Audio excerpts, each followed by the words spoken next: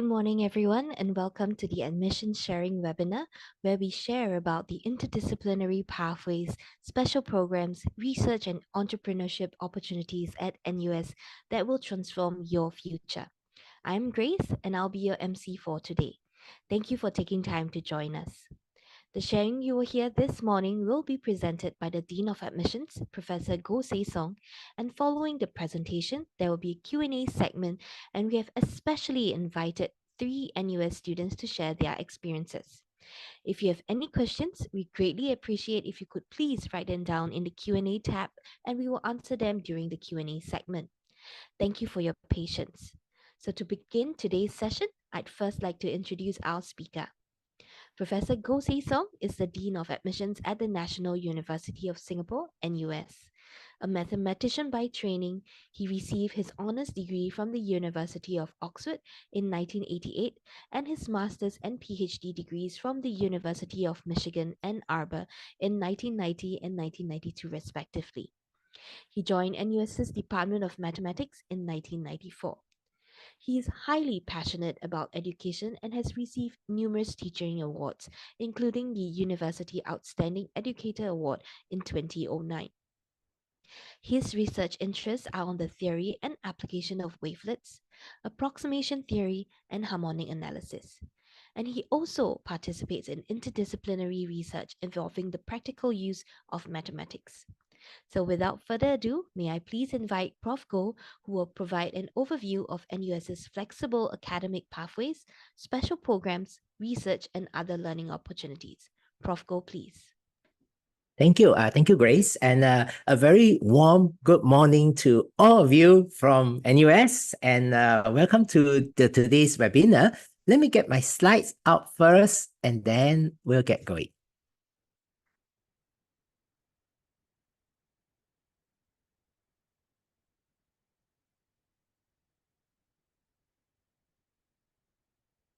Okay, I think most of the audience here, including perhaps some parents, you are now at a very important juncture of your life. You're thinking that you're going to finish your high school and going to finish your JC and you're going to the university. So something that comes to your mind is that what is university education nowadays compared with what you're having in high school education or in JC education? Now, university education in nowadays, in the modern day, there's a huge paradigm shift.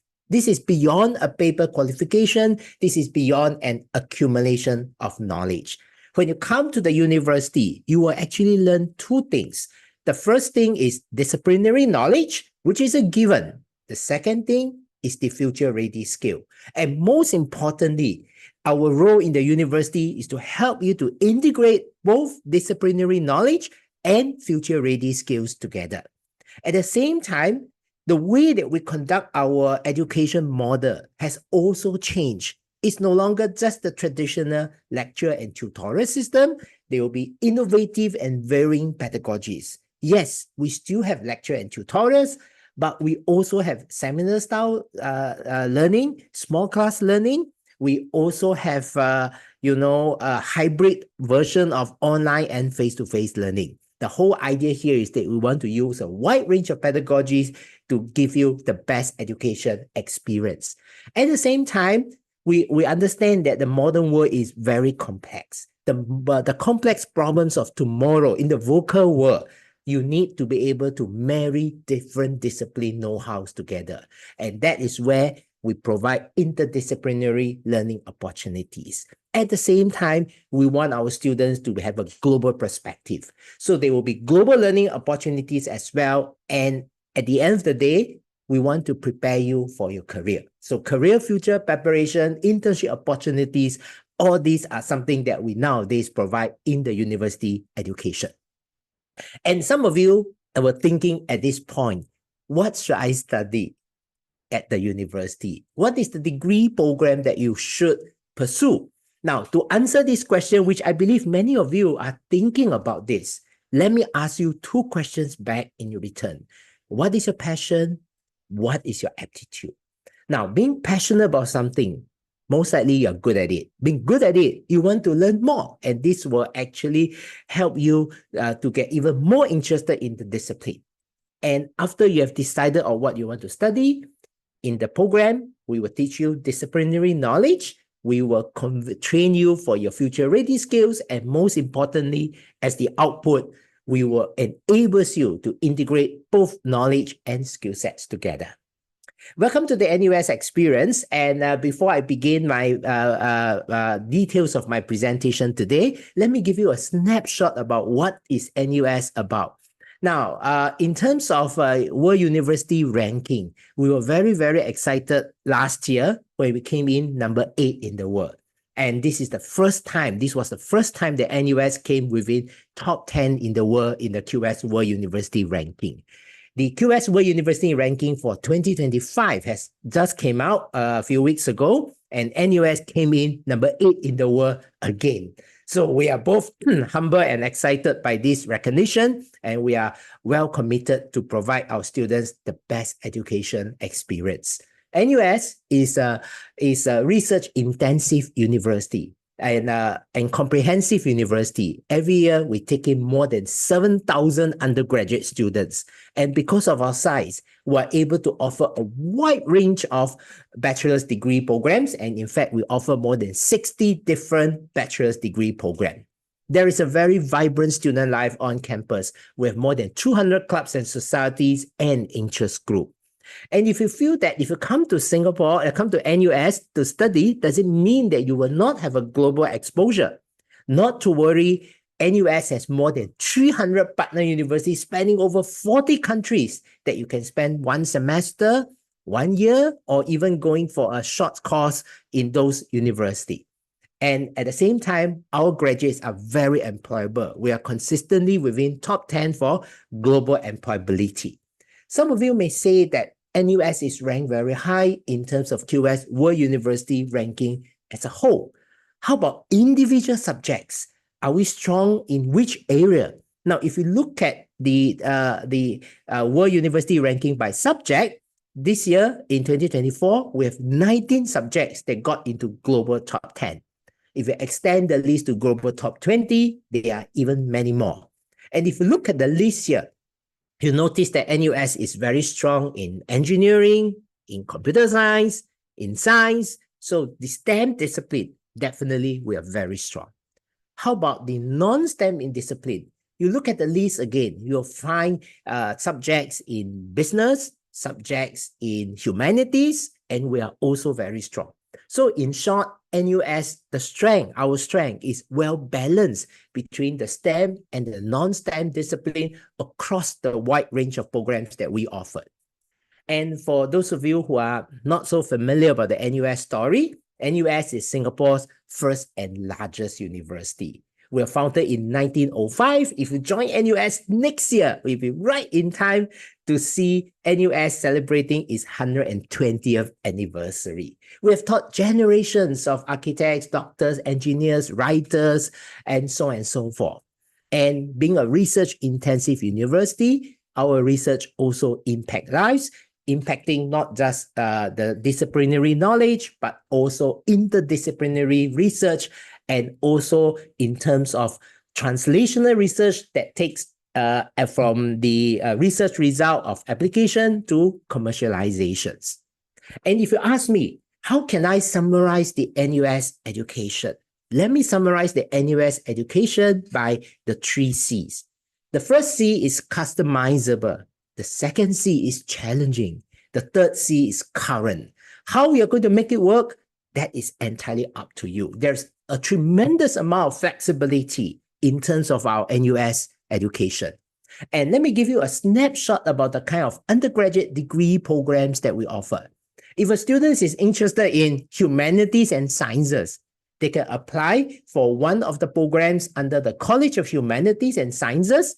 There is a common admission humanities and sciences program. And the moment you are inside the humanities and sciences program, you can take any of the majors under arts and social sciences, or you can take almost all the majors under science.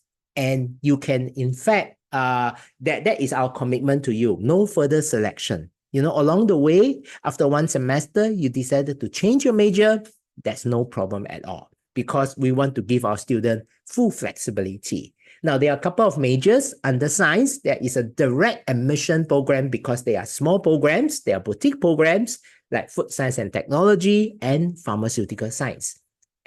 College of Humanities and Sciences also offers cross-disciplinary programs that marries both humanities and sciences together. Our College of Design and Engineering, you can study 3 different kinds of majors in design, architecture, landscape architecture, and industrial design. You can also study a major in engineering. And engineering is also a common admission program. The moment you are into the engineering common admission program, you get admitted, you can pick any of the majors under this. It could be electrical engineering, mechanical engineering. It could be modern topics like biomedical engineering, no further selection. And the only exception is computer engineering, because computer engineering is actually jointly offered by College of Design Engineering and the School of Computing. So it's a direct admission program. And apart from computer engineering, our School of Computing offers 4 different programs: business analytics, computer science, information security, information system. Our NUS Business School this year also went up the common admission bandwagon. They actually offered 9 different majors, including accountancy, including real estate. And the moment you are inside the common admission program, you can choose any of the majors under this, or even 2 of the majors under this, and no further selection. So that is the undergraduate programs we have. We also have professional schools like medicine, dentistry, and law. We even have a music school for students who are interested in pharmacy or nursing. We have that as well. And what are the hallmarks of an NUS education? NUS education, I would say that within the 4 years of undergraduate study, you will do a total of 40 courses. And each year, 10 courses on average. Among the 40 courses, we split them up into 3 baskets. The first basket is what we call a common curriculum. A common curriculum that provides a rigorous, broad-based intellectual foundations that expand students' learning capacities. And this could be 10 to 15 courses depending on which college or faculty you are in. And the key point about our common curriculum is that we tailor-made our common curriculum to that faculty or college. That means there is one set of common curriculum for College of Humanities and Sciences. There's another set for NUS Business School. There's another set for College of Design and Engineering. And the major requirements typically is 15 to 20 courses. Most of them is 15 courses. There are some with 20 courses. And that is the one that you actually learn about the expertise of your major.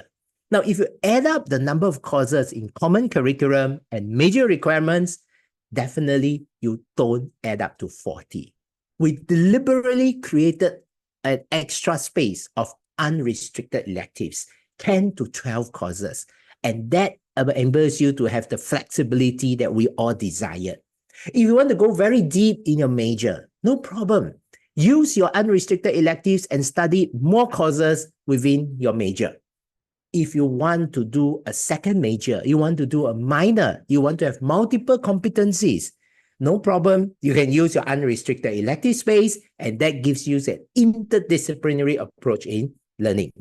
And at the same time, we couple what you have learned with experiential learning as well through internships. Let me illustrate these flexible and multiple pathways. Suppose that we have a student who is interested in, let's say, engineering. And let's say the student is interested in mechanical engineering.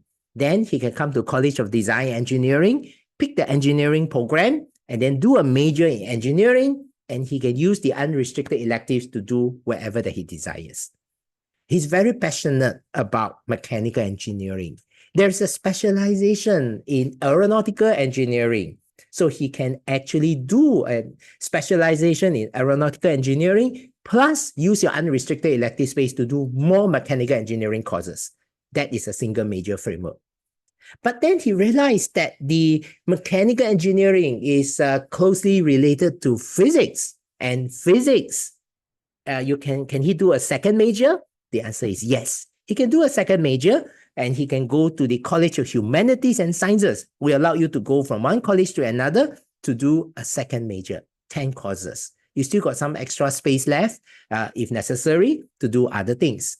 And if you feel that a second major in physics is too much, how about just doing a minor in physics? 5 courses. That is also possible. A major minor combination, you still got some space, unrestricted electives to explore.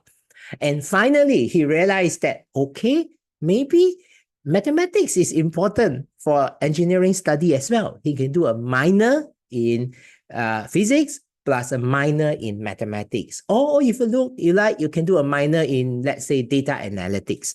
All these are possibility. We are very flexible and we give students a lot of opportunities to decide whether they want to do a single major, a double major, or major minor. Like I said just now, NUS Business School, join the bandwagon. And you also have this kind of flexibility nowadays. And this starting with this year's intake. And there is a common admission and you can choose 9 different majors. Some students want to do a second major and you can do a second BBA major. You can do a BBA minor or a second major or minor offered by other faculties. And to summarize, what I'm saying here is that you can use your unrestricted elective space to do a second major or to do a minor. A second major, 10 courses, a minor, 5 courses. Primary major is 15 to 20 courses. And if you do 2 sets of primary majors and at the same time, you make sure that the primary majors, the 2 primary majors are of different degree structure. Bachelor of Science, Bachelor of Social Science, Bachelor of Computing, then you can actually get a double degree. And the double degree is not 8 years. You can do it as fast as 4 years or even at most 5 years. And that is the kind of arrangement that will allow you to go beyond a single degree. If you want to further enrich your undergraduate studies, there's another thing that you can do. NUS College. Some students are very interested in a broad-based interdisciplinary curriculum. Like, for example, you have a student that is majoring in economics in the College of Humanities and Sciences. And he's very interested in this broad-based kind of liberal arts kind of curriculum. Then he can actually use NUS College to enhance his learning. And this NUS College, which is a total of 14 courses that you can fit into more than 60 different majors. So the question here is this: how are we going to have a curriculum space for you to do that 14 courses? Your major requirements for economics major, no change. Then what happens here is that the 14 courses, instead of doing entirely the common curriculum of your home faculty, part of it will be replaced by the NUS College curriculum. And then what is not enough, you can use up some of your unrestricted elective space. Essentially, there will still be space for you to do a second major or minor if you want to embark on NUS College together with your primary majors that you are looking at. And we want you to take ownership of your learning. We understand that the transition from high school, from JC to university can be quite daunting. We want you to get use of your university life. So we implement what we call the grade-free first year. In the first year, among the courses you have taken, if you like the grades and you want to keep it to be counting towards your graduation GPA, no problem. We allow you to do that. But if you find that you did not get an A that you desire and instead you got a C, then that course, that first year course, you can decide to keep the units as part of the graduation requirement, but the grade will not be counted. So this will actually also enables you to try interesting courses without worrying about the grades. Some students are very interested to do research.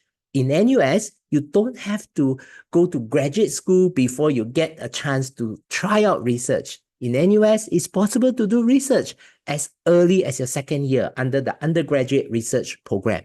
You can, if you like it, you can do it a second year, second time in your third year, and a third time in the fourth year under your final year project. And all these can still be counted towards your graduation requirements. And this year, if you read in the newspaper recently, we started what we call NUS 1. Now, we understand that the academic curriculum is going to give you a lot of valuable training that will be benefit you in the years ahead. But we also acknowledge that learning is beyond the classroom. There are a lot of out of classrooms experiences that will shape you, and that is what we call the non-academic curriculum. It could be student and residential life. It could be experiential learning through internship. It could be global opportunities, spending one semester or 1 year abroad, or it could be work attachment. So this, under the framework of NUS 1, there are three components. One is that we want to enhance your first year transition from high school to university so that you know exactly what to look out for, what to take note, and how to develop yourself.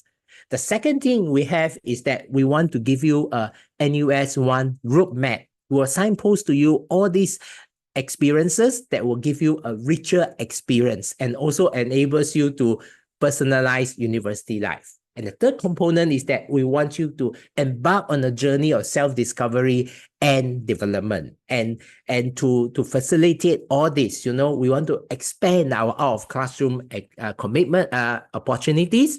And as a commitment to this, for every Wednesday afternoon, we will give a protected time for all students to engage in out-of-classroom experiences as a community of students. That means we will not schedule any formal lectures and tutorials on Wednesday afternoon so that students will be able to have this protected time to engage on out-of-classroom experiences. And I will spend some time now to talk about all the various kind of out-of-classroom experiences that you may consider. Global opportunities. Get to see the world, and you can make the world your classroom. Spend one semester in one of our 300 partner universities, spanning over 40 countries, and before under the student exchange program. Now, before you go for the student exchange program, there will be an academic advisor sitting next to you, going through with you about what are the courses that you should take at the partner universities, and all these will be mapped back to NUS as part of the graduation requirements. The best part about student exchange is that the fees that you're paying will still be NUS school fees, which is heavily subsidized. If you find that one semester is too long, you can always take part in our summer and winter programs, spending 4 to 6 weeks during the long holidays in one of our partner universities to take a course and get to experience how is it like studying in a different system in a different country. Another highlight of our study abroad program is NUS Overseas Colleges. NUS Overseas Colleges is a program that we started more than 20 years ago. These are for students who are very excited and wanting to be an entrepreneur. So what happens under the NUS Overseas Colleges is that you work in a startup as an intern for, let's say, 1 semester. You get first-hand experience as life as an entrepreneur, and you also attend some classes on entrepreneurship at one of our renowned partner university. This program has started for more than 20 years. More than 4,000 students have gone through this, and through the process, more than 1,000 companies has been founded. And where are the places that you can go for NUS Overseas Colleges? There are now more than 20 of them, spreading over from the North America, Europe, China, and Southeast Asia. And North America, you have places like, Silicon Valley, Toronto, and China, you can have places like Shanghai. And then like Southeast Asia, you have places like Bangkok, Ho Chi Minh City, Jakarta, and so on and so forth. But it doesn't mean that all the excitement is only if you go for study abroad program. Our campus itself is also very exciting. For those of you, especially those who are tuning in from overseas that you have not been to NUS before, do come by, at least visit us today from our 360-degree virtual tour using the link that is indicated on this page here. Go and take a look at how beautiful the campus is with lots and lots of facility. You can make yourself at home on campus. They are essentially 4 different kinds of places that you can stay on campus. We have the traditional halls of residence, where you have a place to stay and there's lots of vibrant activities. For students in the audience here whose parents are NUS graduate, they may have fond memories of staying on campus, like in Shears Hall, Raifers Hall, Yushao Isa Hall. All these, they are still there. And we started more than 10 years ago, residential colleges. There is an on-campus accommodation with activities and a place to stay. At the same time, we incorporate classes inside as well. You take 4 courses that can be counted towards your common curriculum of your home faculty at the residential colleges. Now, the version offered by the residential colleges, that one, it will be small class setting, about less than 20 students per class, and you take it together with friends and classmates from different faculties. And that is gives you an interdisciplinary slant about that. NUS College started 3 years ago. So this is the third batch we are taking in now. And in NUS College, what we have is there's a concept of a residential college. You stay on campus, but the number of classes you take is no longer 4 courses, but 14 courses. And that is also coupled with overseas experiences. Some students wanted to have a different perspective. From second year onwards, you can consider staying in the student residences. Less activities, you have a place to stay, but nevertheless, there are various rich cultural exchange that you can have with your friends from different countries and different faculties. And the latest kid on the block is we have houses. We have houses, a new concept that is for co-creation, peer mentorship, and a strong focus on well-being. Which one is suitable for you? That is up to you to choose. And on campus, apart from living on campus, we have lots of student societies and clubs and interest group. There must be something that's interesting for you. Music, arts, culture, your own interest group, community service, or sports. And we want to prepare you well for your future employment. We have a Center for Future Ready Graduates that organizes workshops, programs, education fairs to prepare you for employment. And we engage you not in your final year, but as early as your first year. So we even have counselors, career counselors in every faculty that will actually guide you about your career prospects and even help you to actually go through with you how to prepare your CVs. And we have incorporated professional internship to most of our programs, if not all. And students it could be optional, it could be compulsory, but we really get you to marry theoretical know-how to real-world problems. And how do you apply?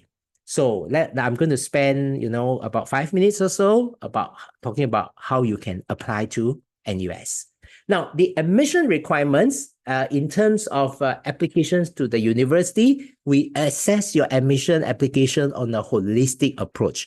We will look at your academic merits. We will look at your A-level results, your IB results, or the polytechnic results.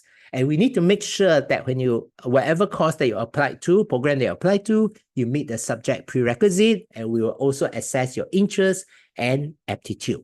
So students will be assessed based on one of these complete high school qualification. It could be Singapore, Cambridge, GCE A-level, like the JC students in the audience. It could be an IB diploma. It could be a Singapore Polytechnic results. All these are possibility. And at the same time, we want to look at your interest and aptitude. There will be 5 short response questions for you to highlight your accomplishment beyond grades that we will ask you to complete. You can list up to 3 achievements to highlight to us. And if you're applying from your Singapore Cambridge A-level, IB, or Polytechnic results, please choose your first choice degree program wisely. As long as it's not a program that comes with additional interviews or tests, we will give you a first choice bonus point. And that first choice bonus point is to recognize your passion and of that program so that you have a head start. For example, if your rank points for A-levels is 75, then you put down engineering as your first choice, they will treat you like 70 7.5. We'll give you a 2.5 additional bonus point. And similar bonus points system applies for IB and Polytechnic. How about the international qualifications? And especially for the international students among the audience, we have a wide range of international qualifications that we recognize. If you go to our website, there are actually close to 30 different international qualifications. Look for the one that you're presenting and you can find the requirements there. And if your qualification doesn't fall into any of those, we also have what we call other qualifications. And that you can supplement by standardized tests like SAT or ACT plus AP courses or entirely AP courses. So these are, so we are actually very open about, students applying. And what kind of holistic admission process that we have? You may have heard about this aptitude-based admission that just now I already mentioned briefly. What kind of achievements you should highlight? You should highlight, things that you have actually make an impact. And these are just some examples. And I'm sure you have your own impact and your own achievement. Do put it down. And the list that I state here is non-exhaustive. Now, the 5 short response question, some students were very concerned that does it mean that this is something that is like you have to write a long essay? Not necessary. This is actually a venue for you to showcase your aptitude, passion, and your interests. If you look at the 5 questions, there's a character limit of 550 characters, 4 to 5 sentences. We're not looking for long essay. We're looking for authentic answer. Like the first question asks you about how you prepare yourself for your chosen degree program. The second question is about your resilience. The third question, we want you to be reflective. The fourth question, to highlight your proudest achievement. And the fifth question, anything else that you want to showcase. Now, how it works here, like for example, in terms of admission, is that we will look at your academic results. If your academic results are very strong or strong enough, that we are convinced that we can give you an offer, we'll give an offer to you. But we do understand that it's very competitive if we only look at the academic results. There are some students with good results or that's done reasonably well, but we are not able to offer you yet. We do not want to reject you. And that's where these aptitude-based admissions come in. We will look at your submission and there may be additional interviews. It could be selection tests. It could be looking at the portfolio that you submit. It all depends on the degree programs that you're applying to. So then we will shortlist students and then we will make more offers based on that. And do we have any scholarship for students? Yes, for Singapore citizens, we have, our flagship Global Merit Scholarship. And we also have a lot of NUS Merit Scholarship, and we have special scholarship for sports and for performing and visual arts. All our scholarships are bond-free and full tuition coverage, plus living expenses, as well as other benefits. How about international students? International students, we also have scholarship, and our admission here is that merit-based, and we are looking for individuals with academic excellence, outstanding leadership, and co-curricular activities. So the international student scholarship we have could be the ASEAN undergraduate scholarships that is applicable for all degree programs, science and technology undergraduate scholarship for Asian students that is studying in a STEM discipline. We have our NUS International Undergraduate Scholarship for students who are not covered by that cannot be considered under AUS and SNT and who are extremely outstanding. NUS College itself has its NUS College International Scholarship. Now, for international students at this stage, you do not need to make a separate scholarship application.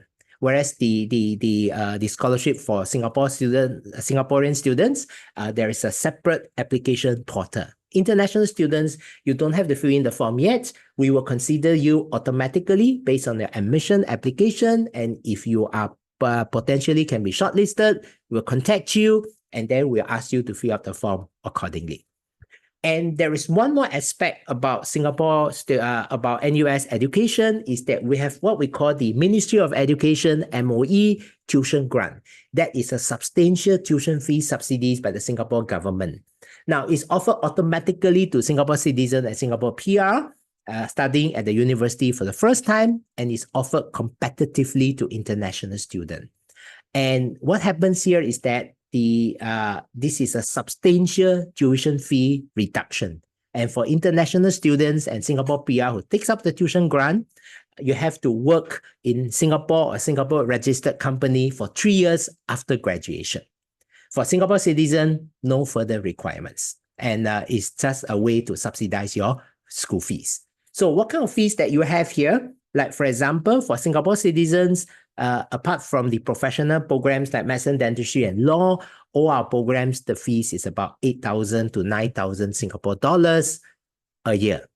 And for international students, if it's full fees, like for example, if you're interested in computing, the full fees is 39,000 Singapore dollars a year.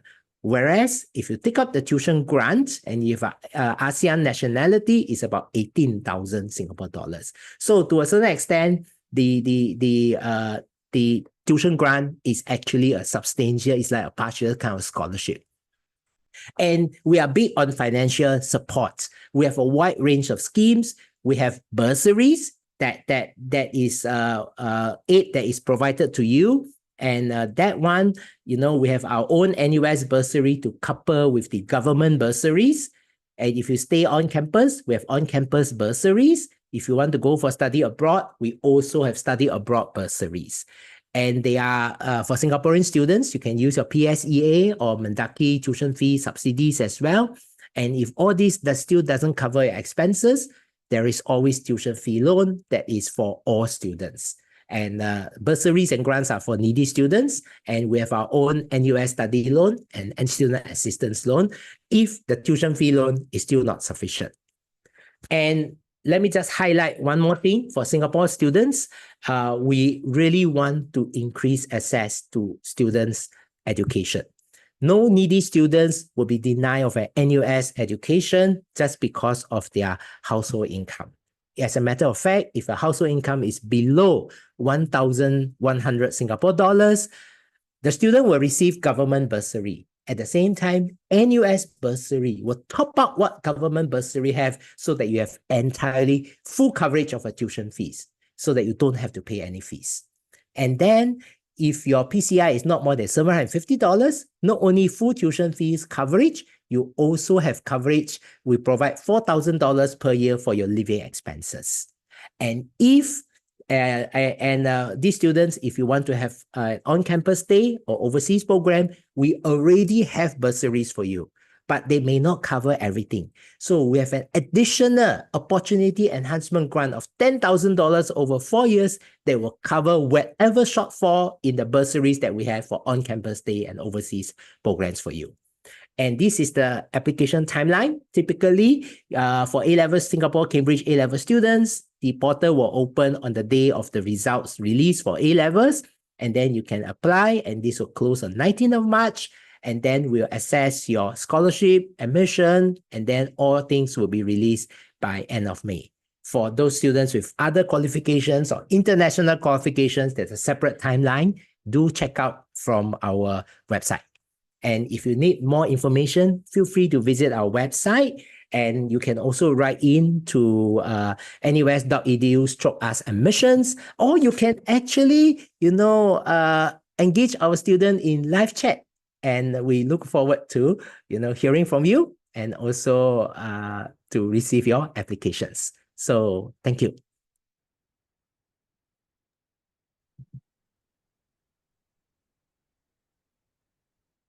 Thank you, Prof. Goh, for your sharing. So we will now move on to the Q&A segment, and we have especially invited 3 NUS students, Eliora, Phoebe, and Ridhuan, to join in today's session. Eliora is a final year student from the Faculty of Law, reading a minor in integrative health. She is an alumnus of National Junior College and a recipient of the NUS Merit Scholarship. In her time at law school, she has served as the director in NUS Law Club and has actively participated in several student interest groups and pro bono activities. Eliora has also gone on exchange at Georgetown University Law Center in Washington, D.C. Most recently, she has participated in a service learning project to Nepal under the NUS Volunteer Action Committee. An active NUS student ambassador, Eliora was also featured in the NUS 2024 admissions campaign, where she shared her journey through law school and beyond.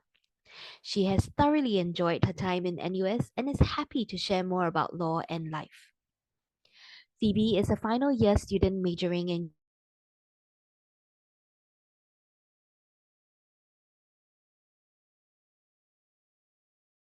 quantitative finance from the College of Humanities and Student Ambassador.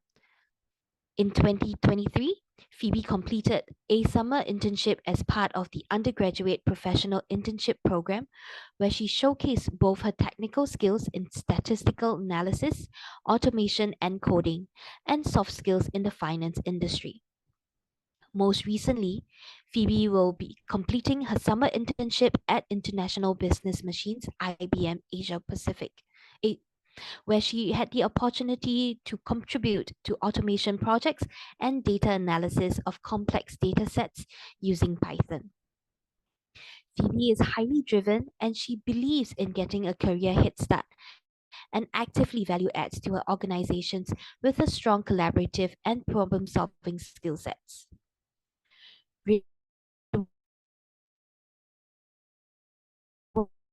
One is a third year student majoring in chemistry with a specialization in chemicals of Victoria Junior College. He currently resides at Residential College 4 or RC4 for short, where he served as the head of the climbing interest group.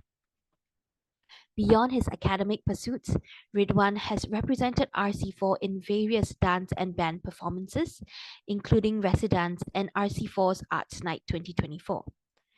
Ridhuan is also an active NUS student ambassador. This summer, Ridhuan was honored with the A-Star Research Internship Award, leading to a research internship attachment with Chng Labs at the Genome Institute of Singapore. He maintains a deep interest in mathematics and the sciences, consistently seeking to expand his knowledge and contribute to his fields of study. So I'll hand the time over to Prof. Go, who will be moderating the Q&A segment. Prof. Go, please. Thank you, Grace, and thank you for the three students who are here with me. And I'm sure they were. Looking at their experiences, they have really collectively articulate what we hope to provide our students in terms of their NUS experience. Now, let me get going by going straight to the point and about the various things that they have done that is of great interest. You know that we talk about having flexibility for students. And so in terms of flexibility, we allow students to do minor, second major, specializations. Now, let me highlight that this thing about doing a double major, major minor, or even a double degree, you can actually sign up at the point of applications, or after you have matriculated, it's also possible for you to embark on it within your first 2 years that you decide that you want to do a second major, and we are or minor, and we are always now talking about interdisciplinary learning. Now, let me get started by getting Ridhuan to actually say hello to all of you, and at the same time, tell us a bit more about his journey about doing specialization in chemical research, at the same time doing a minor in data analytics. That is marrying two things together. So maybe I'll let Ridhuan to start to get the ball rolling. Hello. It's my internet a bit bad because I think there was a bit of a lag. Okay. Anyways, for me, I decided that I would want to do the minor actually after I finished my year 1. But I decided to do the specialization already from the start. Yeah, because I've always been interested in a career in research, which is why I picked that major. But then as I studied in NUS over the first year, throughout like the time I decided to pick up a bit of data analytics as well, because that was I feel like it would complement very well with career research. That is definitely the right perspective, you know.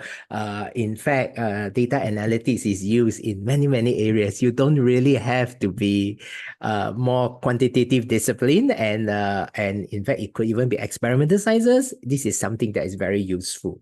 And in fact, I saw one of the question posted just now that asked about these common admission programs like humanities and sciences, business, or engineering. Now, can you apply for more than one? The answer is yes. You can apply for all three if you are interested in. But if you are interested in the long suite that you have in let's say humanities and sciences, as a preferred major, you can indicate one of them. Like let's say data science and analytics. But after you have matriculated, you decided that I want to study quantitative finance instead. We allow you to change, no problem at all. So like I said, no further selection. And that leads me to inviting Phoebe to talk about her decision about wanting to do quantitative finance. Now you're already coming to your third year, coming to your final year about wanting to doing quantitative finance. And for quantitative finance, this is actually what we call an interdisciplinary program that actually you have mathematics, statistics, and financial and computing and financial know-how. So I will ask Phoebe to share about how she decide about she wants to do quantitative finance and how is it like now to study something. This is something that students are not so familiar in the JC. So over to you, Phoebe. Yeah, so I selected quantitative finance because I have an interest in learning about how math and computing are actually applied to finance.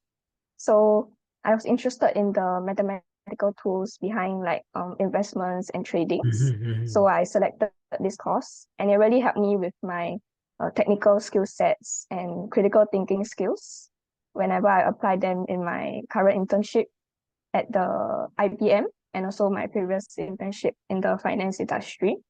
So I feel that it's really helpful, and it also fulfills my desire to actually pursue my interest in finance. I see. So you are doing actually an internship in IBM. So do you actually see that what you have learned in the classroom has come alive by doing, because you have done actually two internships, you know, and maybe you can share with us why you want to do two internships. Yeah, so I decided to do two internships because I really wanted to build my portfolio and to experience roles in different industries and actually see what I learned come to life, like such as the different math tools that is being used during my data analytics internship last year, where I went to calculate the different type of risks for different investment assets. And also for my current internship at IBM, I actually applied my programming foundation, learned from my major. So it was a really helpful experience in NUS. That's very nice, Phoebe. And of course, I think I should introduce Eliora. And Eliora actually, is a law student. Is very different from Phoebe and from Ridhuan, which are actually science students. And Eliora actually is now coming to the final year already, and she has made great use of all the opportunities, including doing a exchange at Washington, D.C. So how is it like, as an NUS student studying in Washington, D.C., especially the legal system in Singapore and in US are not exactly the same. And also, do you see how law is used, in your exchange? Over to you, Eliora. Sure, thanks, Prof. Exchange was honestly one of the best times of my life and, my NUS student life. So thank you for bringing it up. How it's like as an NUS student in the US, of course, not just it being a lot colder than Singapore, but really in the US, you get to meet a lot of different kinds of students and professors. In Singapore, it's a pretty small country and we do have international students, but when you go to the US, it's so big and there's really a lot more to learn, a lot more to see. And in terms of cultures, then cultures that are represented in the uni that I went to is really a lot. So I really met people from all over the world. And in terms of how the law was used, I managed to go to the Supreme Court of the US to sit in for a hearing. So that was quite interesting, you know, sitting in front of the US Supreme Court judges. But yeah, I would say that the courses that are offered in my exchange uni were quite different from those offered in NUS. So I got to learn about things that I might not get to learn in NUS otherwise. So I thought it was a really nice expansion of my, you know, disciplinary learning, and it was really overall really good experience.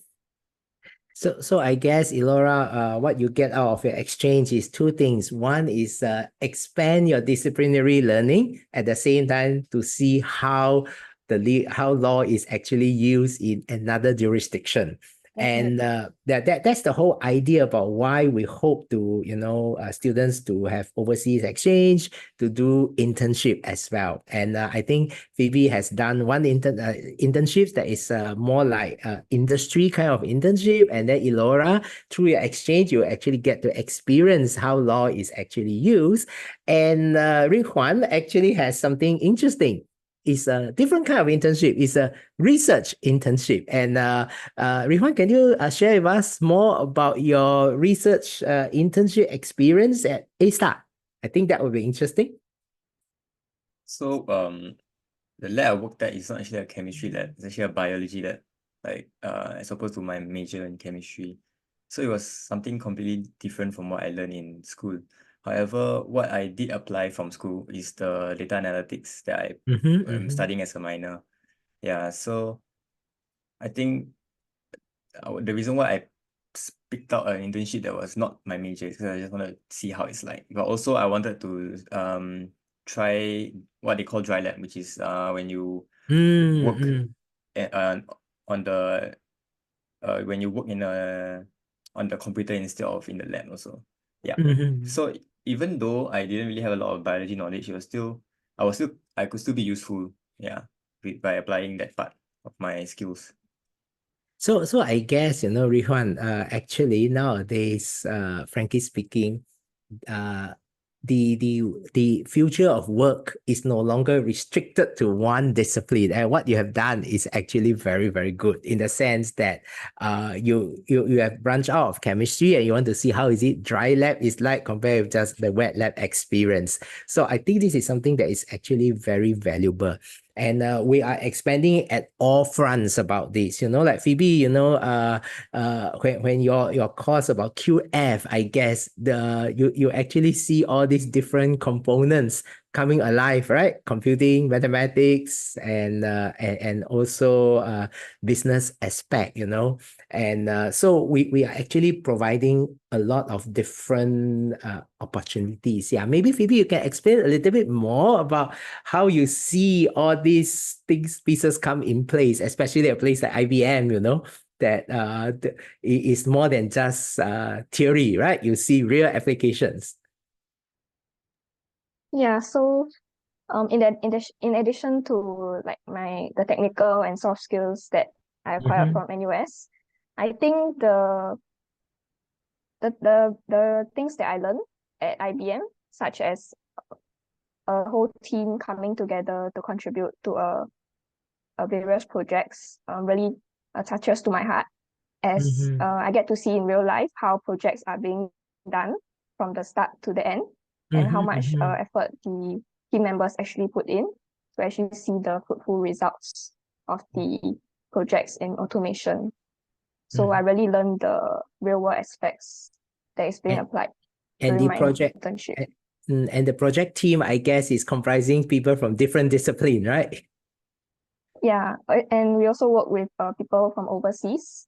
So it's a really diverse yes.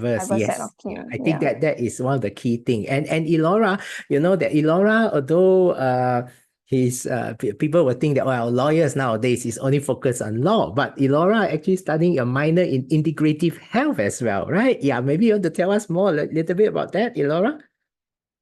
Sure. So to be honest, I took up the minor in integrative health because I kind of always been a science student even in JC, and I did really enjoy studying chem and bio. So because in law you really learn mostly about the law itself, all the electives are focused about that. So when I got the opportunity to kind of learn something different from my major, and since it was science related, it's something that I was very interested in, and I thought it might be the last opportunity for me to do Mhm. something science related before I go into the workforce. So that's why I'm really grateful to have been given the opportunity to read this minor in integrative health.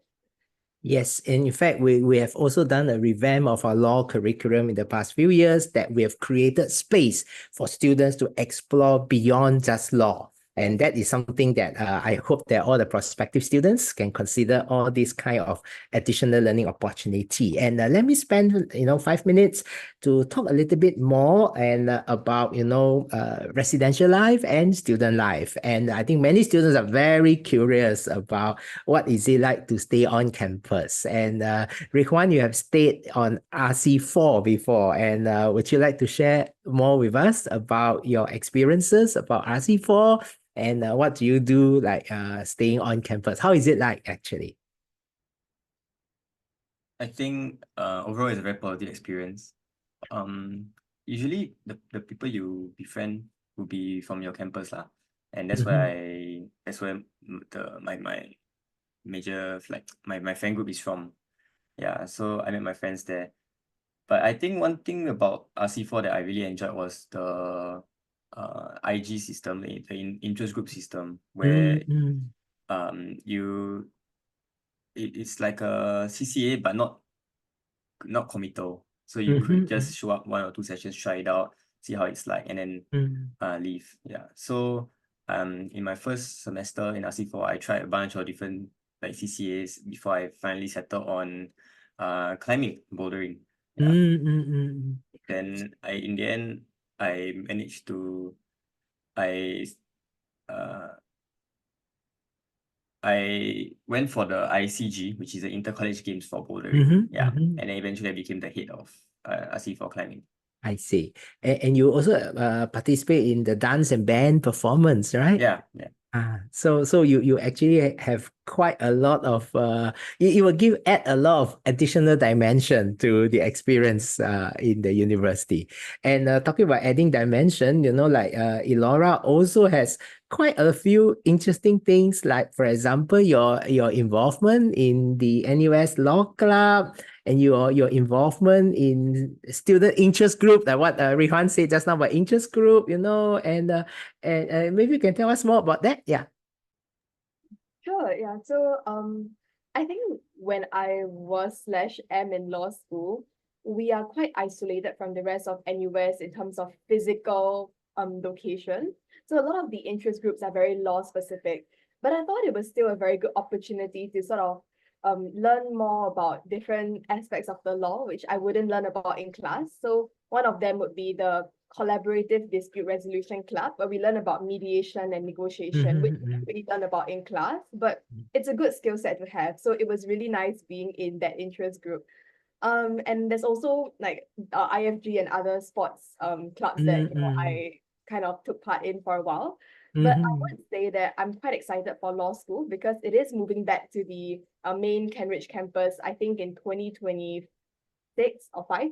Yes, So yes. yeah, I think for those who are considering law, I think the student life will be quite different once you go back to the Cambridge campus, and really it's a good opportunity to sort of make friends with people from the other faculties as well. So that's really good. Yeah, that's good. Yeah, and I saw some of your latest venture is that you actually went on service learning in Nepal. Yes. And maybe you can share with us, because you see, community engagement is something that we always hope our students will do, and to have the hearts for this. And maybe Eliora, just to finish up, you can share with us what is your takeaway of your service learning experience in Nepal. Definitely. So I would say my biggest takeaway is, being open-minded and also being grateful for what we have. So when we were in Nepal, we basically went to some of the government schools with students from slightly lower income families, and we went there to teach them not just English but also things like soft skills, which are really quite relevant in the 21st century economy, helping them to build confidence and hopefully helping them in finding good jobs in the future.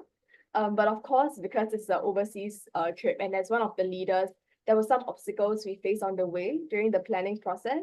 But that's why it's very important to be open-minded. And yeah, I'm just also grateful for the support that NUS provided us during the planning process for this trip. That's wonderful. And in fact, service learning or community engagement, this is something that we actually have it available for all students on campus. So, and that is something that our prospective students here can also consider. Okay, in the interest of time, I know that there is a long day ahead with a lot of other sessions that the participants here may be signing up. So I'll pass the time back to Grace to go close the session. Over to you, Grace. Thank you. Thank you, Prof. Goh and students, for sharing your experiences, insights, and sound advice. I hope they have managed to answer your questions and clarify your doubts. So, with that, we have come to to the end of today's webinar. Thank you so much for joining us, and we hope that this session has been helpful.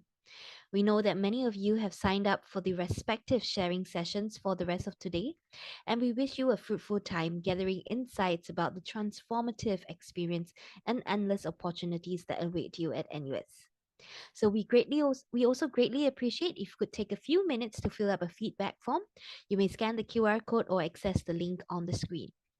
Your feedback is important to us, so please let us know how we can improve. Thank you once again, and we look forward to receiving your application and warmly welcoming you to NUS. Have a pleasant day ahead.